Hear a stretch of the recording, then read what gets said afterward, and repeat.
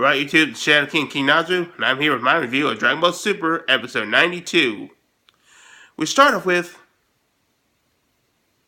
Damn, my facial hair grows really fast. Sorry, I got distracted there. We start off with Goku trying to fly off to Mr. Satan's place to try to wake up Majin Buu so he can participate in the tournament of power so they'll have full 10 members and not be royally screwed. Goku, you do realize you only have 3 hours left and you don't have this time to be wasting time flying around. You also remember you can teleport, right? You could be there and instantly. That's the whole point of instant transmission? Oh, forget it. Well, fortunately, we got a nice answer to the plot hole of how could Buu fall asleep for months when in the Dragon Ball Z and Dragon Ball manga and Dragon Ball Z Kai, it only took Buu a second of sleep before he was fully energized again. Mr. Satan says that that's usually the case, but when he falls into a deep sleep, he's pretty much out of commission. And Masako X and I believe, what was his name again? Tech King, or whatever his name is, came up with a theory that Buu, when he was fought in the tournament and also turned to this fit Buu, Buu kind of overexerted his body. It wasn't just to doing all that workout. So that's the reason why he fell into a sleep and why his body regressed back to its fat form. Which, I can understand that. That's happened to me before. I've had times where I tried to exercise and I kind of overdo it. And then I'm so exhausted that I just have to lie down for like a day or so. So I do thank Toei for that. And for all those of you wondering, why don't they just put Buu in the hyperbolic time chamber and leave him there for like a few hours in the real world where it would be 2 months, in there? Nope, because good old Vegeta had to destroy the hyperbolic time chamber with his train. It just isn't Vegeta unless he's doing something for his own personal gains and then fucking everyone over at everyone's expense. Sometimes I question why Vegeta has fans. But seeing how Vegeta destroyed the hyperbolic time chamber, I'm surprised Mr. Popo wasn't there to say that you done fucked up in your band. I'm also surprised Masako X didn't do a Mr. Popo joke in his review. But whatever. Fortunately, we cut up to something much more interesting. Universe 11, with General Casserole finally rescuing the kitten in the last episode, and Topo coming to greet him, and even saying hello to the kids. These guys are so altruistic, it's almost nauseating. Nah, I kid. I like these guys. And they basically discussed that they need to have everybody, have all their best warriors for the Tournament of Power. But General Casserole is worried that if they go for the Tournament of Power for like an hour or so, that'll leave their Universe 11 defenseless and something bad might happen. Fortunately, they got a bunch of trainees to look after the place. Let's just hope they're not overzealous in trying to prove themselves and don't fuck things over. Then again, if Universe 11 fails, it won't make a difference in the grand scheme of things, because if Universe 11 fails, they're gone. So anything that happens in it, not a concern. Then we cut back to Universe 7, I think, and the people are starting to gather, and Krillin wants to spar with Tien and also asks about the money. And Gohan says, "What money?" And pretty much everybody starts to realize that Goku lied. And before anybody says anything that this is a detriment to Goku's character, may I remind you that lying was on Gohan's idea. Krillin even admitted that it was Gohan's idea. So yes, eventually when we get cut back to Universe 7, we're gonna have to go through the liar reveal trope, which is which is my absolute hated trope. Ah, fortunately, I could probably abridge it. Let's do that. So anyway, we cut to Universe 3, which kind of looks like a mix between the planet where Moscow is. Kind of looks like a mix between Cybertron and the Death Star from Star Wars. And for those who don't know, Cybertron is from Transformers. Let's not think about the Michael Bay Transformers. Let's think about Transformers Prime, or the classic 80s Transformers. And we see that Universe 3 has life forms that are robotic or cybernetic. It's like cyborgs and androids.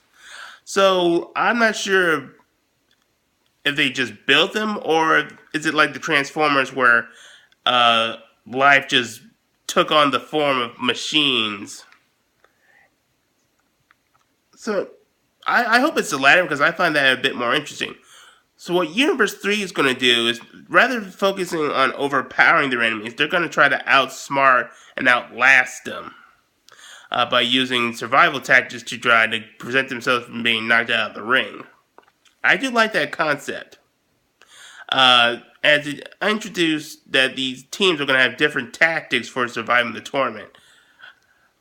Like Universe 7 is going to be jack of all trades. Universe 11 probably is going to focus more on power. So is Universe 10. But they're a bunch of scrubs, so fuck them. Universe 9, well, they're a bunch of losers. Who cares what they have up in the store? Universe 6 is going to be a jack of all trades too. Universe 2, I have no idea what their strategy is, but you pretty much get the idea. Also, speaking of Outlast, hey, Landon Bator, when are you going to start doing your Krillin Let's Play Outlast 2 game? I'm waiting for that. But yeah, I'm just trying to distract myself with other things, because the next part. Well, actually, no, we don't. We actually get to another good thing. We get to Universe 6 with Kabe trying to teach Caulifla how to turn to a Super Saiyan. Naturally, he tries to say that you have to unleash it by rage, but because Kabe is such a nice guy and isn't comfortable making people angry, he calls her things like blockhead and stupid poo-poo head. I swear I've heard better insults from Tobey Maguire's Raimi Man. Thank you, Reflexes. I started complimenting Raimi Man. But yeah, they prove ineffective. So Kami suggests another idea. He says that they should try to channel the ki through for their backs and have it concentrated, and that will unleash the Super Saiyan power. At least that's kind of what I gathered from it. I'll probably have to watch it again to get like a better understanding of it. But I did like this after how they portrayed it, and we're getting like a slow build up to the actually Super Saiyan form. And Caulifla, in one or two tries, actually managed to pull it off, which means that Caulifla's better at handling the Super Saiyan power than how Gohan did back in the Cell Saga. So, which might imply that she has more potential than Gohan. And Caulifla is ecstatic about having this power, even shooting an energy beam that creates a huge shockwave, knocking Kabe and Kale out, and also making stupid notice. Sorry. So what was it? All right, Caulifla is shooting an energy beam, knocks Kale and Kabe away, and probably destroy the planet. Our heroes, everybody. Well, not exactly our heroes. Our supporting cast, everybody.